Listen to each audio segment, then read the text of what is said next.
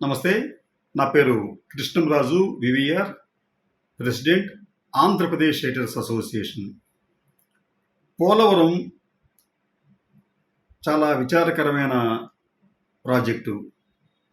అది ఒక శాపగ్రస్త ప్రాజెక్టుగా కూడా మనం అనుకోవచ్చేమో. ఎందుకంటే 1930వ దశకం నుంచి ఆ ప్రాజెక్టు గురించి మనం మాట్లాడుతూనే ఉన్నాము. ఎంతోమంది పాలకులు మారారు, కానీ ఇప్పటి వరకు ఆ ప్రాజెక్టును పూర్తి చేసుకోలేకపోయాం. తాజాగా ఆంధ్రప్రదేశ్ ముఖ్యమంత్రి నారా చంద్రబాబు నాయుడు గారు మళ్ళీ అధికారంలోకి వచ్చిన వెంటనే పోలవరం ప్రాంతాన్ని సందర్శించి దానిని సమీక్ష చేశారు. అయితే అక్కడ ఆయనకు కొన్ని పచ్చి నిజాలు వెలుగులోకి వచ్చాయి. అదేమిటంటే, ఈ ప్రాజెక్టు పూర్తి కావడానికి మరో 5 ఏళ్ళు కాదు, ఇంకా ఎక్కువ కూడా పట్టవచ్చు అని చెప్పి. ఇంజనీర్ల అంచనా ప్రకారమే 4 సీజన్లు పడుతుంది ఈ ప్రాజెక్టు పూర్తి కావాలంటే అని చెప్పి. అయితే ఈ అంచనాలు ఎప్పుడు కూడా తప్పు అవుతూనే ఉంటాయి. అది మన భారతీయ సాంప్రదాయం. ఏ ప్రాజెక్టుని కూడా అనుకున్న సమయానికి పూర్తి చేసిన దాఖలాలు లేవు. కాబట్టి ఈ ప్రాజెక్టు కూడా ఈ 5 ఏళ్లలో చంద్రబాబు నాయుడు గారు ఈ 5 ఏళ్ల పాటు అధికారం ఉంటారు కాబట్టి 5 ఏళ్లలో ఆయన దానిని పూర్తి చేసే అవకాశం అయితే కనిపించడం లేదు. ఈ నిజానికి చంద్రబాబు నాయుడు గారికి తీవ్రంగా నిరాశ కలిగించే అంశమే. ఎందుకంటే ఆయన ఈ ప్రాజెక్టు పూర్తి చేయడం ద్వారా వచ్చే ఎన్నికల్లో కూడా మనం లబ్ధి పొందే ప్రయత్నం చేయడానికి ఆయన నిజానికి ప్రయత్నిస్తూనే ఉంటారు ఎప్పుడు కూడా. దానికి భిన్నంగా అక్కడ వాతావరణం కనిపించడంతో ఇప్పుడు ఆయన ఏమంటున్నారంటే, ఈ ప్రాజెక్టు ఆలస్యానికి జగన్మోహన్ రెడ్డి కారణం అంటూ నిందించడం ప్రారంభించారు. ఆయన ఏమంటారంటే, జగన్మోహన్ రెడ్డి ఈ ప్రాజెక్టుని నిర్మించడంలో చాలా జాప్యం చేశారు, ఆయన క్షమించరాని నేరం చేశారు అని చెప్పి అంటారు. జగన్మోహన్ రెడ్డి క్షమించరాని నేరం చేశాడు అని చెప్పి చెప్తున్నప్పుడు ఒకసారి నేపథ్యం కూడా చూడాలి. జగన్మోహన్ రెడ్డి అధికారంలోకి వచ్చిన తర్వాత దాదాపు 2 ఏళ్ల పాటు కోవిడ్ కారణంగా పనులన్నీ ఆగిపోయాయి. ఆ తర్వాత ఆయన పనుల్ని వేగవంతంగానే చేస్తున్న క్రమంలో జరిగిన ఒక ఉపద్రవం ఏంటో, వరదలు రావడంతో మీకు ఆ డయాఫ్రమ్ వాల్ దెబ్బతింది. ఫలితంగా మొత్తం వర్క్ అంతా ఆగిపోయింది. దీనికి ఈ డయాఫ్రమ్ వాల్ కొట్టుకుపోవటానికి కారణం నాసి రకమైన పనులని చెప్పి జగన్మోహన్ రెడ్డి ప్రభుత్వం ఒకవైపు అంటూనే, అసలు ముందు కాఫర్ డ్యాము కట్టకుండానే చంద్రబాబు నాయుడు డయాఫ్రమ్ వాల్ కట్టాడు, ఫలితంగా వరదలకి ఇది కొట్టుకుపోయింది అన్నది వైసీపీ నాయకులు లేదా జగన్మోహన్ రెడ్డి అభియోగం.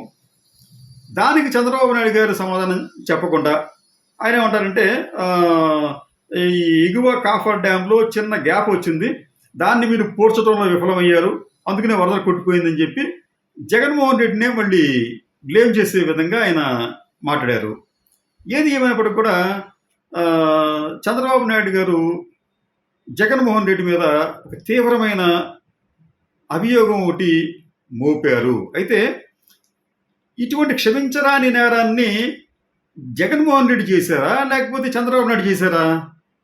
ఒక్కసారి మనం అది కూడా సమీక్షించుకుంటే, అసలు ఈ ప్రాజెక్ట్ అనేది రాష్ట్రం 2గా విడిపోవటం కారణంగా దీనికి మోక్షం లభించింది. ఇది పూర్తిగా కేంద్రం నిర్మించవలసిన ప్రాజెక్టు.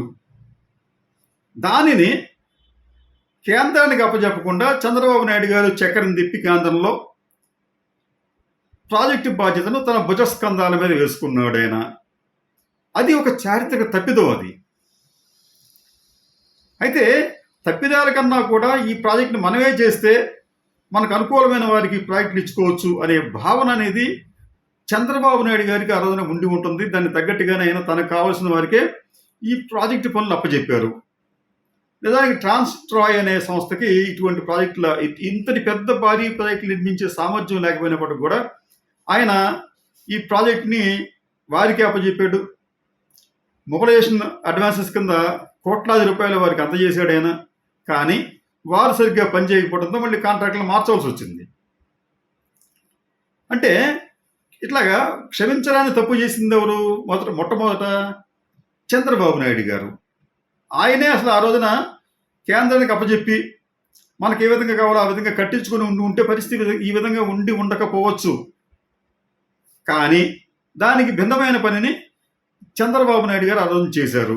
తర్వాత చంద్రబాబు నాయుడు గారు 2014-19 అధికారంలో ఉన్నప్పుడు ఈ పోలవరం ప్రాజెక్టుకి సంబంధించి అంచనాలు ఇమ్మంటే ఇచ్చారు. బాగానే అంత కొంత అమౌంట్ కేంద్రం ఇచ్చింది. ఆ పనులు జరుగుతున్నాయి. కానీ ఆర్ఆర్ ప్యాకేజీకి సంబంధించిన అంటే భూసేకరణ, నిర్వాసితుల పరిహారం ఇటువంటి ప్యాకేజీకి సంబంధించి ఆ రోజుల్లో పెద్ద ఎత్తున అవినీతి జరిగింది అన్న ఆరోపణలు వచ్చాయి. ఈ ఆరోపణలు చేసిన వారిలో స్వయాన నేటి ప్రధానమంత్రి నరేంద్ర దామోదర్ దాస్ మోడీ గారు కూడా ఉన్నారు. ఆయన చాలా స్పష్టంగా పోలవరం అనేది చంద్రబాబు నాయుడికి ఏటీఎంగా మారింది అని చెప్పి ఆయన ఆ రోజున అన్నాడు. ఆయన మరి నేరాన్ని ఈ రోజున జగన్మోహన్ రెడ్డి మీద నెట్టేయడం ఏంటి? అదొక అంశం. అది రెండోది, అసలు ఈ ప్రాజెక్టుని అనౌన్స్ చేసిన తర్వాత ఈ ప్రాజెక్టుకు ఎంత ఇస్తాము అని ఇప్పటి వరకు కూడా కేంద్రం స్పష్టత ఇవ్వలేదు. ఇంత కావాలని చెప్పి అడుగుతున్నారు తప్ప రాష్ట్ర ప్రభుత్వం నుంచి కేంద్రం నుంచి ఇంత ఇస్తామని చెప్పి ఇప్పటి వరకు చెప్పలేదు. ఇప్పటి వరకు ఆ స్పష్టత లేకుండా మీరు ఎలా పూర్తి చేస్తారు ఆ ప్రాజెక్ట్ని? రెండోది, అసలు మీకు ఆర్ఆర్ ప్రాజెక్టుకి నిర్వాసితులకి పరిహారం ఇవ్వడానికి లేకపోతే వారికి పునరావాస కార్యక్రమాలకి దాదాపు 30,000 కోట్ల రూపాయల పైగా అవుతుంది, ఖర్చు అవుతుంది. ఆ ఖర్చుని కేంద్రం భరిస్తానని చెప్పి ఇప్పటివరకు చెప్పట్లేదు. అక్కడ మొత్తం భరిస్తుందా, లేదా దాంట్లో 10% భరిస్తుందా, లేదా 15% భరిస్తుందా అనేది ఇప్పటివరకు కేంద్రం చెప్పలేదు. అసలు ఇదే ఇక్కడ ఇటువంటి క్లారిటీ లేకుండానే చంద్రబాబు నాయుడు గారు మళ్ళీ పోలవరంలో ఒక ప్రహసనాన్ని ప్రారంభించారు.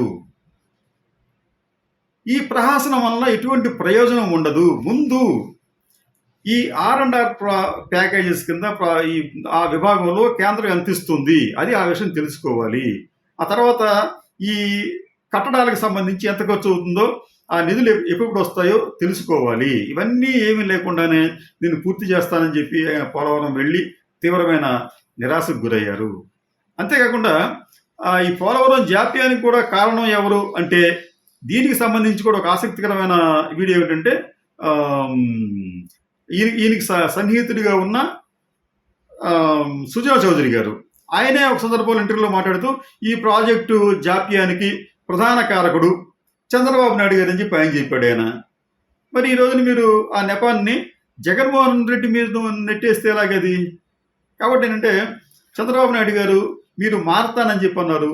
మీరు మారితే అందరికీ సంతోషమే.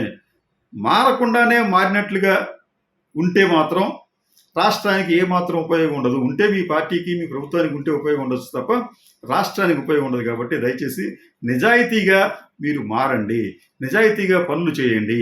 చేసినప్పుడు ప్రజలు హర్షిస్తారు.